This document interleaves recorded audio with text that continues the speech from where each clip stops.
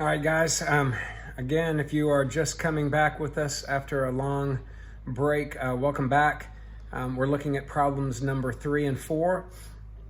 These were problems from a prior AP test, and we're just going to take a look at them. Hopefully you've already done them, but I'm going to be talking about a lot of things, not just the solution to the problems, but anything that pops up in my head that I might be able to teach you or remind you about. I think they're all pretty fair problems. And let's take a look, see how you did. And remember, you're going to run into things at times that are difficult. But if you're getting 6 out of 9 points on average on these, you're probably looking at a 5. If you're getting 5 points, you're probably looking at a 4. If you're getting 4 points, you're probably looking at a 3. And then 3 points or below on average, you might be able to pull off a 3, getting like 3.5 or something like that, but just getting 3 out of each one, you're probably looking at a 2 or below. So anyway, your goal is to be 4 or better out of each of these 9-point questions, and I think you'll be in pretty good shape. All right, and if you're getting 6 and 7 already on these, fantastic, because we still have a lot of days left to cover. All right, here we go, numbers 3 and 4. All right, guys, like I mentioned before, if you are just coming back after a long absence, the more videos you can, more problems you can do and more videos you watch, the better. If all you're doing is checking my keys, encourage your friends to take a look at the videos, even if you speed up the rate at which you can do the playback speed a lot faster. I'm going to be mentioning lots of things that come to mind. Maybe even they don't have to do with this problem, but as we go, just really emphasizing your rules, really emphasizing process so that you get reminded about all this. By the time you get to this problem, you're probably only going to be, 10 to 14 days out. So at this point, if you have any desire to do well and you've been gone for 4 or 5 weeks, you're really going to have to kick it in gear. And the more you do, the better. All right. So on number 3, like I mentioned on numbers 1 and 2, the first thing you need to do is kind of read through the problem and take a survey of what's going on. So really look for things like, is the function representing a rate? Is it representing an amount? Is there velocity, position involved? If that's not the case, which it is not the case in problem number 3, see if they relate this function to something else. Like on this one, they said that the g function is the integral of the f function, but not just any integral. It's the integral of the f function beginning at 2. So right here, I'm making a mental note that whenever I integrate this f function, and we know that integration means a lot of things, but when you're integrating a function, it's referring to area between the curve and the x-axis. I have to begin at 2 right here. That's the big takeaway, or one of the big takeaways from this problem. Okay, so on this particular one, I'm going to integrate at times, but I'm beginning at 2. And then also this one, the problem said from -4 to 12 inclusive. So you see the equals there. So this only goes from -4 to 12. We can't pretend it continues downward forever, anything like that. All right, so the first question we're talking about is, does G have a relative min? Now, I know from experience that functions have relative mins where the derivative of those functions are equal to 0 or D and E, or relative maxes, where the derivatives of those functions equal 0 or D and E, and change sign, okay? That's where you have relative maxes and mins. Now, if I didn't say relative and I said a max or a min, then I would look for where the function's derivative was 0 or D and E, and I would also check the function's endpoints to see, because you could actually have a max or a min at an endpoint, unlike relative max and mins that don't occur at endpoints. Okay, so for this one, I'm asking you about relative mins, relative maxes. So I want to know, where does G have one? So I'm going to check the derivative of G. Here's the problem. I don't have that. I don't have a graph of G where I could look at slopes. I don't have a graph of G at all, but I do have this function. So what would I do to take a derivative of G? Well, I'd have to take the derivative of both sides. So the derivative of G would be the derivative of this. Now think about it. The derivative of this integral, what is going on when I take and you don't need that parentheses right there. What goes on right here when I take the derivative of this integral? Well, that's the second fundamental theorem, right? Second FTC states the derivative of an integral, you cancel the derivative and the integral out.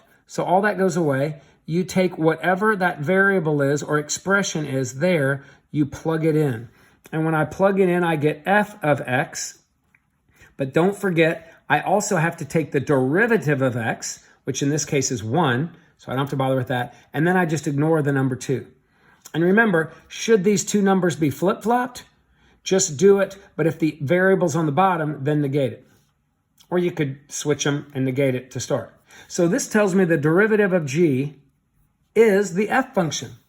Well, that's huge for me now. So again, where does g have a relative min or a max?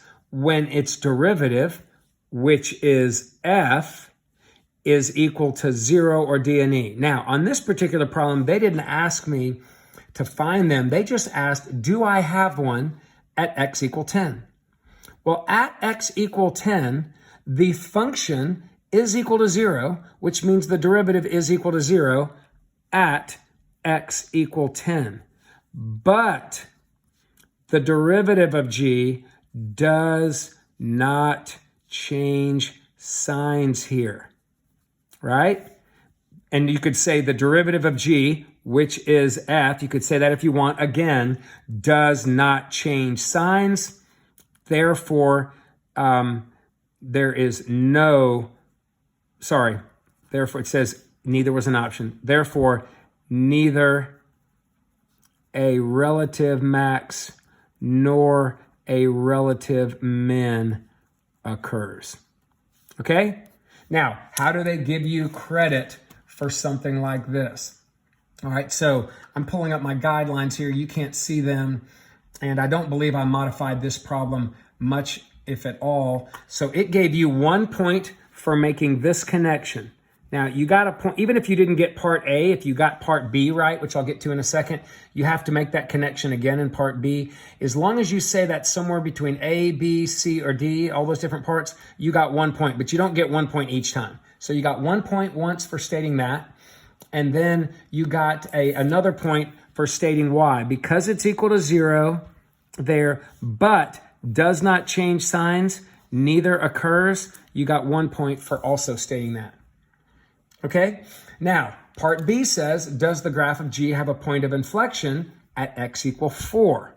Okay, well, where do point of inflections occur? And by the way, if you don't know how to find a relative, if you didn't know that about a relative min, where to look for them, or you don't know about where to look for inflection points, these are the kinds of things you need to start writing down on little note sheets to have laying by the side of your computer when you take this AP test.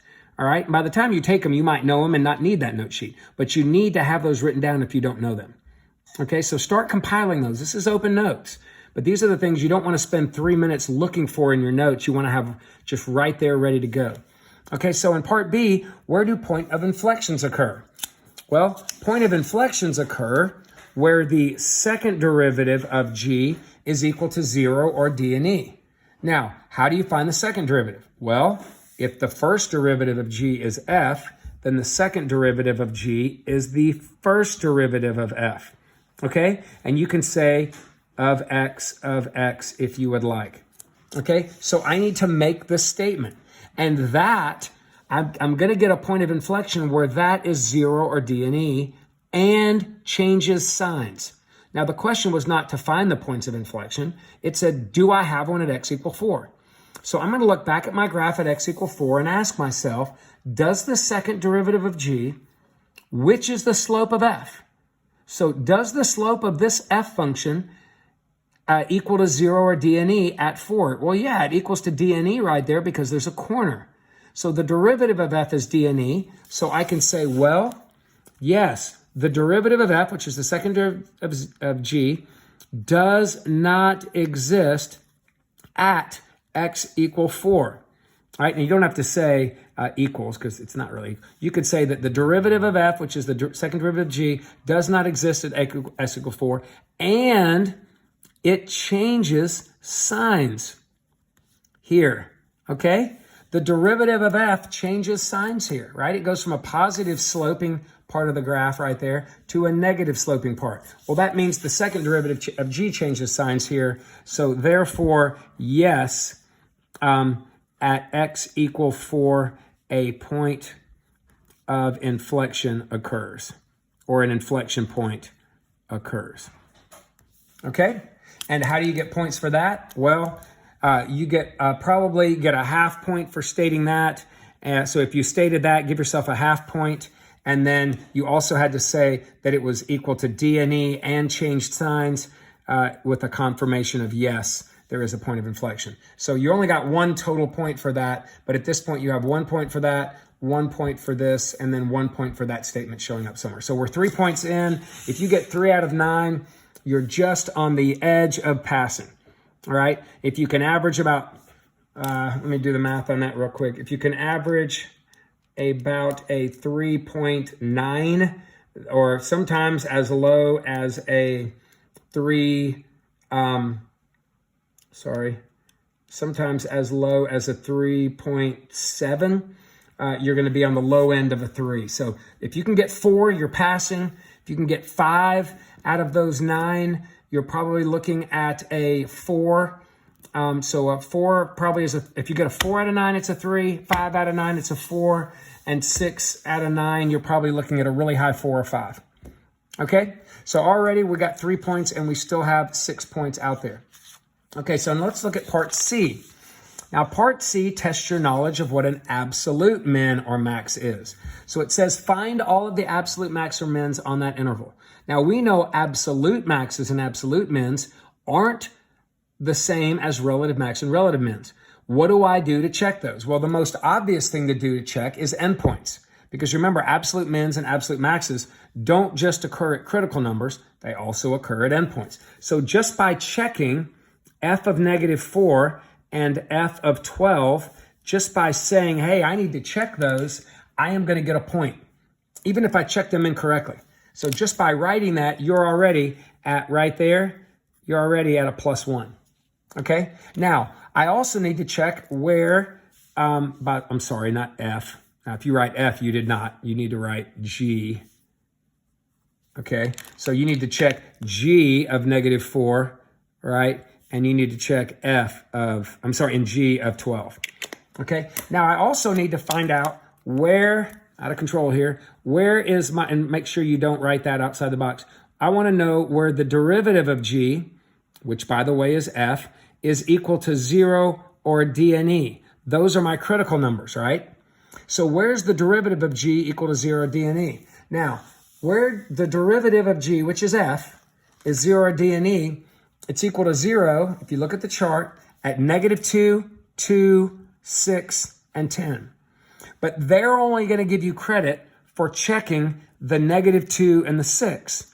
Because as you can see right here, the derivative of g, which is f, goes from negative to positive here and from positive to negative there, which means that could be a relative min and that could be a relative max on g. But here, because it has positive to positive and here negative to negative, neither a relative max or min occurs. Now, if you check at 2 and at 10, that's fine. You just don't get a point for it. And you will see that they are neither relative maxes or mins. So knock yourself out if you want to check g of 2 and g of 10. I decided I'm only going to check where the relative maxes or mins could occur. And sure enough, when I checked that place at -2 and I checked at +6, I saw that AP gave me a credit, gave me 1 point for acknowledging that I need to check those values as well. Okay? Now, they're not going to give you credit for all the math involved in this. They didn't even give you credit for saying that because remember, they've already given you a point for saying G prime equals F. So they didn't give you anything else about that. So if you didn't say that, no big deal. I'm just going to say, just for the notes, that was true at -2, 2, 6, and 10. But I'm not checking, I'm not going to check at 2 or 10 because no relative max or relative min occurs here. Okay, so I'm not even going to check those, but whatever. So now how do I check these values to see where the biggest one is? Well, I'm going to the actual g function. Now they gave me that g function right here, okay? So to check my G function, now they're not giving you credit for all this work, but I'll show it. So to check this, I'm having to evaluate the integral from 2 to -4 of f of t dt.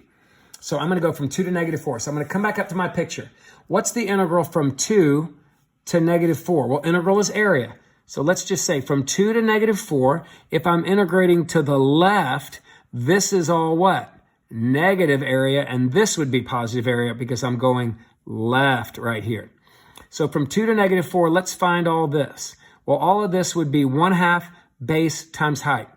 So 1/2 base would be 1/2 times 4 times 4. So 1/2 times 4 times 4 would be 8, but it's negative. So for the first part, I get a -8.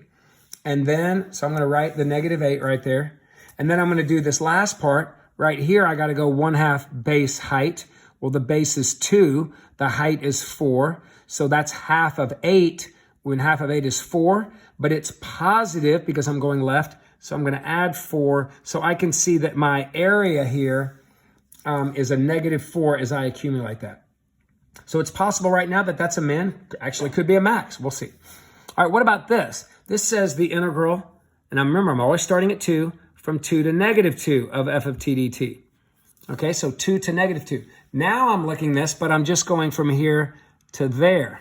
Or, well, from here to -2. But that's all above, so that's negative. So what I'm doing here is going base is 4, height's 4, 16. I'm taking half that 16, which is 8. But it's a -8 because when I head left and accumulate, anything above is negative. So this is definitely not my relative min anymore. That could be the relative min though.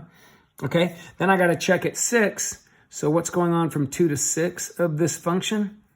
Well, now from 2 to 6, I'm now heading to the right.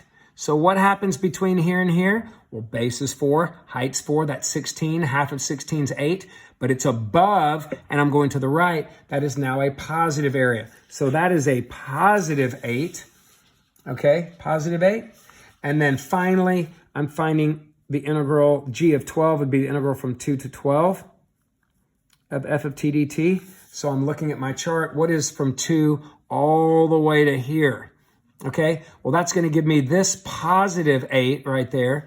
It's going to give me this -8 right there. And it's also going to give me that -4 right there, where the 8 and the -8 cancel. I probably wouldn't even have added, I mean, I probably would have said, I'm not even going to look at those. Those cancel, same area. So I end up with this -4 right there. So when I go back and survey my results, I see that the absolute max was 8 and the absolute min was -8.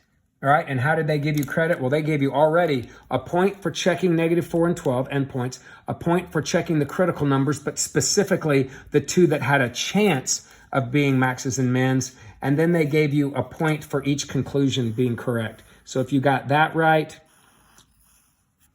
or that right, you got 1 point each for a total of 4 points. So a lot of points going on there on this problem. So now you're up to 7. And then the last 2 said, part D said, for what intervals would your G function have a negative value? So basically they're saying, when is G negative or 0? When is G negative or 0? Well, let's go back and look at that G, negative or 0. So if I'm looking at this G function, it always is the integral from 2 to something. Well, what would the interval be from 2 to 2? Well, we know anytime those 2 numbers match, that's equal 0. So I know 2 is definitely a place where it's 0. Okay? Now, what happens as I start moving left? What if I went from 2 to 1.9 or 2 to 1 or 2 to 0 or 2 to -1? Anytime I'm moving left, I'm accumulating more and more what? More and more area. But since the area is above when I go left, anything that I start to occur is negative. So I start to include or incur more and more and more of this negative area, right? Now, once I hit -2, I've already accumulated what? -8 units of area. Now, once I start going beyond -2, I started adding more positive to it, but do I ever erase the negative amount that I've accrued? And the answer is no. Now, if I were to keep on going, I probably would at some point, but I had to stop at -4. So all of this is going to give me a negative g answer no matter what number I plug in for x, because I never erased that negative amount with this positive amount. So anything to the left of 2, definitely what? Negative area. And the question was, where do I have negative values of g? So your first part of your answer would be anywhere from -4 to 2. So I'm going to write from -4 to 2 is going to give me negative area, but it said it could be 0, so I have to include that. And definitely when I got to -4, it was still negative. So anything between -4 and 2 inclusive, and you could also write that like this. So any x value on that interval, including the equal sign, is definitely negative. But what we didn't check is over to the right. So let's see if we can go and see anything over the right's negative. Now, as I initially start moving to the right of 2, I start accumulating what? Positive area, because now it's above going right. That's positive. So I accumulate all the way up to 8. And then what happens? Now I start losing area, right? So as I move, x values move further and further away, I start getting more and more negative. But it takes me all the way to 10 before that negative area erases that positive area. So by the time I hit 10, I'm now back to 0. So 10 is definitely a place where it's equal to 0. And then look, anywhere beyond 10, what happens? More and more negative. So from 10 all the way to 12, I also have negative area. So I come back in here and I say union, or I can put a comma and I say from 10 to 12 as well. Or I can just say, or 10 less than or equal to x less than or equal to 12. And those are the places where g is negative. So whether you write it in interval notation or with inequalities, make sure you put the equal signs in there, because it could say equal to 0 as well. That includes the 2 and the 10. All right, so that's problem number 3. And by the way, you got 2 points for each of those intervals. So 1 point for that interval, 1 point for that interval, for a total of 9 points. And again, breakdown is as always. If you get 4 of the 9, expect to pass. If you get 5, expect to pass with a 4. And if you get 6 or above, definitely 7 or above, but 6 or above is 2/3. That even last year, where a 72 out of a 108, that's 66% on the money. 72 out of 108. So if you get 2/3 of this 9 or 6 points, expect to have a 5. All right. Okay.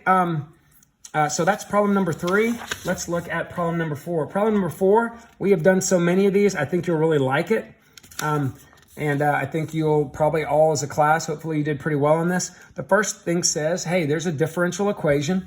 And here is a graph of basically x and y. And they give you 1, 2, 3, 4, 5, 6 points. Notice they didn't put any points anywhere else. Don't find slope fields except where you see the dots. So it says, on the axes provided, sketch a slope field for the given differential equation at the 6 points indicated. So I want a slope field at these 6 points. So I'm going to take those x and y values of those points, plug them in here and see. Now, if you want, you can make out a little chart. Make sure you do it in the box. And I'm going to have an x and a y, and then I'm going to have a dy dx, which is the slope. Okay, so what are my points? My points are 0, 0. My points are 0, 1, and 0, 2. My points are 2, 0, 2, 1, and 2, 2. And those are the only 6 I'm going to do. So let me plug 0, 0 in here. So when I plug 0, 0 in there, I get 0 over -1, which is 0. So at 0, I need to have a slope that's 0. And we know that slopes of 0 can be represented by sloped lines like that. Now, I got to be honest with you. I don't know if they're going to ask you to do this on this, because again, you might not be able to print. So they might ask you what the slope is at 0, and you need to find it. But they're trying to make this test where if you don't have a printer, you can still do it.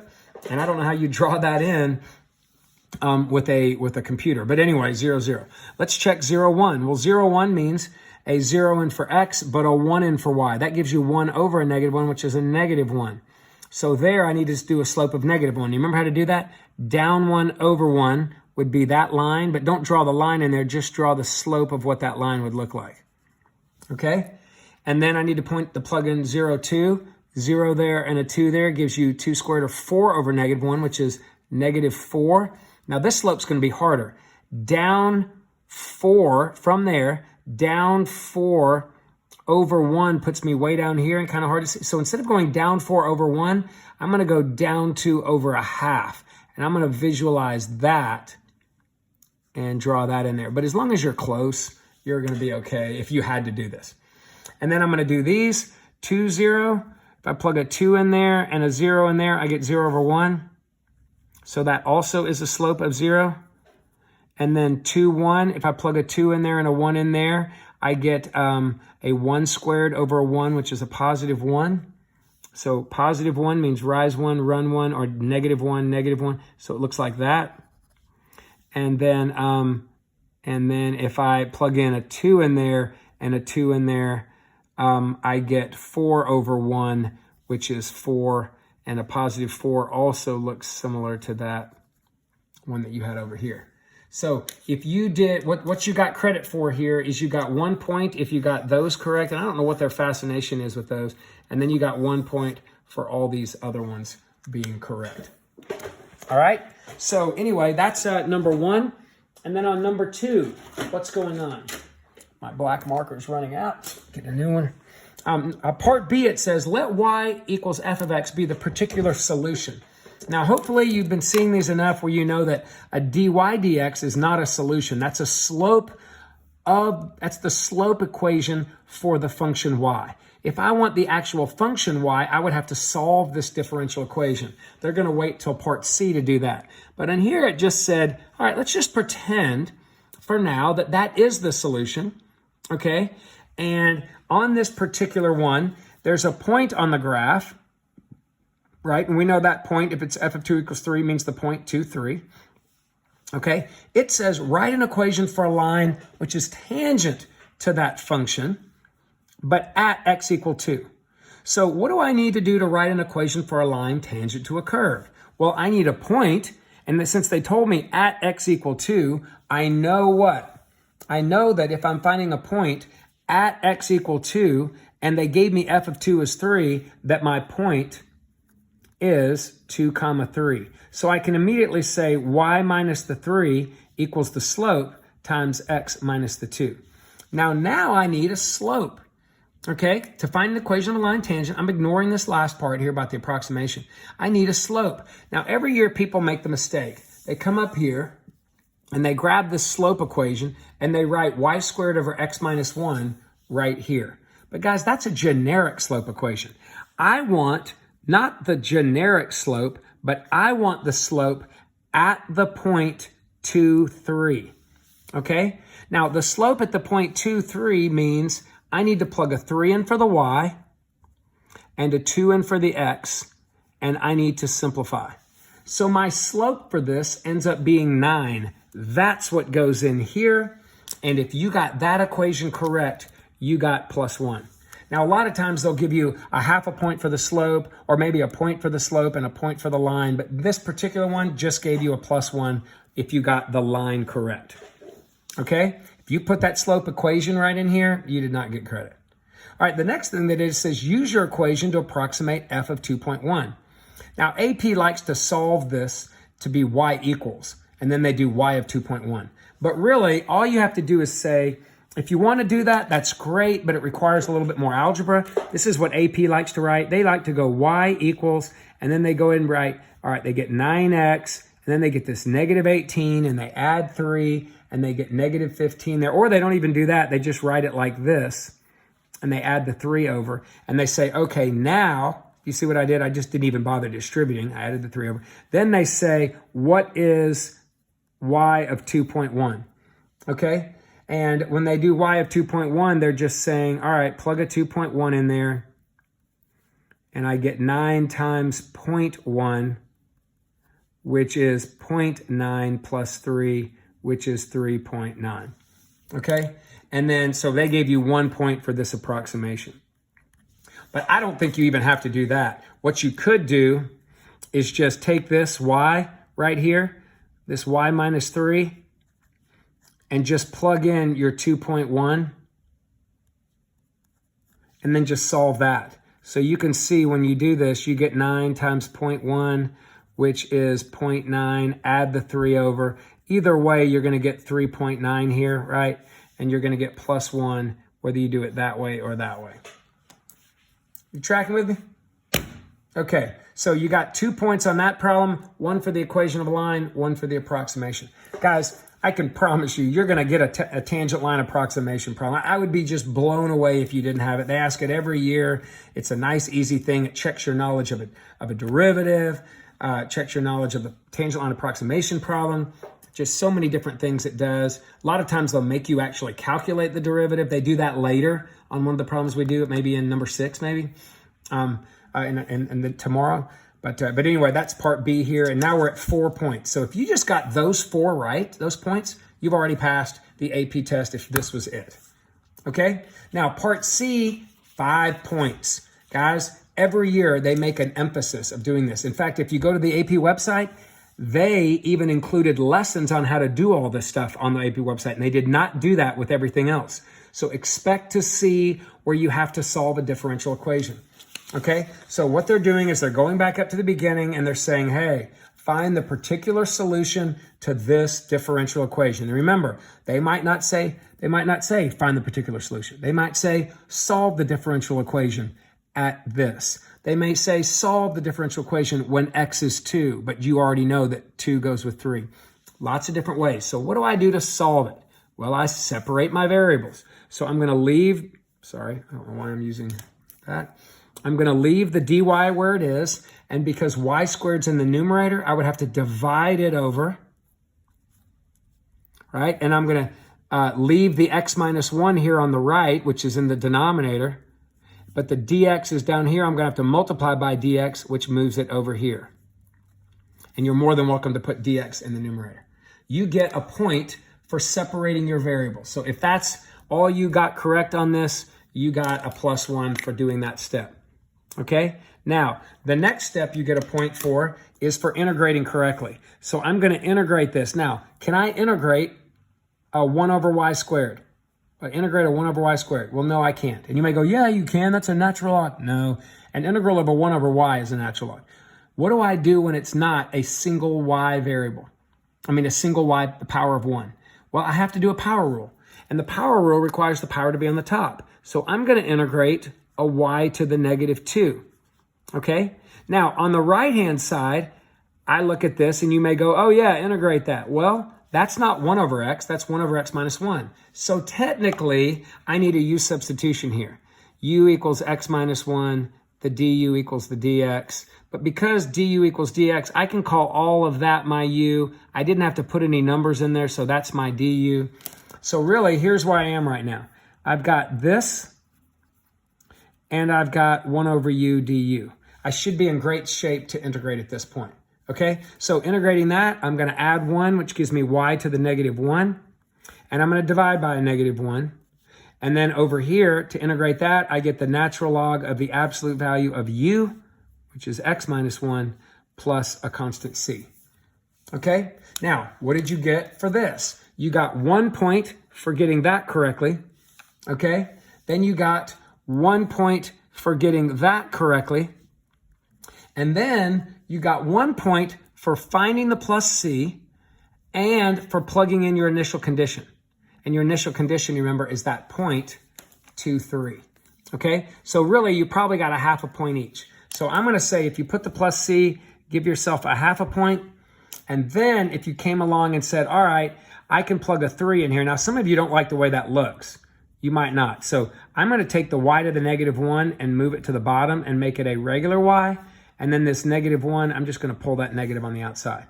All right. So now I am going to make a really nice concerted effort to help the AP reader see, hey, I am plugging in the 0.23 right now. And when I plug that in there, I get negative 1 over 3.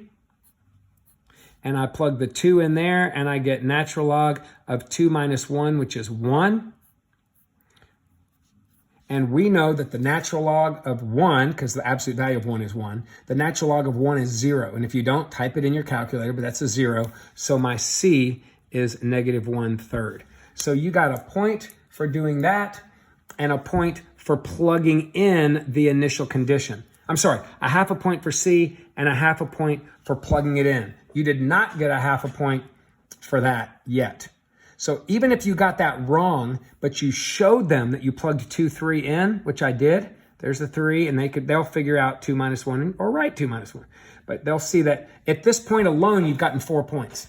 So just right here, you've already gotten 4, but you get your last point for doing this. At this point, I can come back and I have negative 1 over y, because I'm going back up to this equation right here, right? Negative 1 over y equals the natural log of x minus 1 plus, in this case, minus 1/3. So at this point, I got everything plugged back in, but I do have to solve for y. Now, if you don't solve for y, you don't get this last point. So the first thing I'm going to do is multiply through by a negative. That makes that a negative natural log. Don't bother distributing it. Don't do anything extra. Makes that a positive 1/3. And then I'm going to flip both sides. Now, don't make the mistake of flipping that and flipping that and flipping that. Flip the entire thing. Negative ln absolute value of x minus 1 plus 1/3 with a 1 on the top. Walk away, guys. Walk away. Don't try to do any extra simplifying at all. For that, you got your last point. And that's 5 points right there on this problem, which would have put you pretty close to getting a 5 just alone. Guys, know how to do this and have your integral rules ready so you don't make mistakes, and know how to do a U substitution, even though you would have gotten a little lucky here if you didn't and just went ln of x minus 1. But know how to do these, guys. It's worth so many points every year. It'd be a shame for you to not pass this thing on account of this thing. And I can almost promise you that's going to be on there. Okay. All right. That puts us at the end of number 3 and number 4. Hopefully you guys did well, and we'll see you back tomorrow for number 5 and number 6. All right. Y'all be good.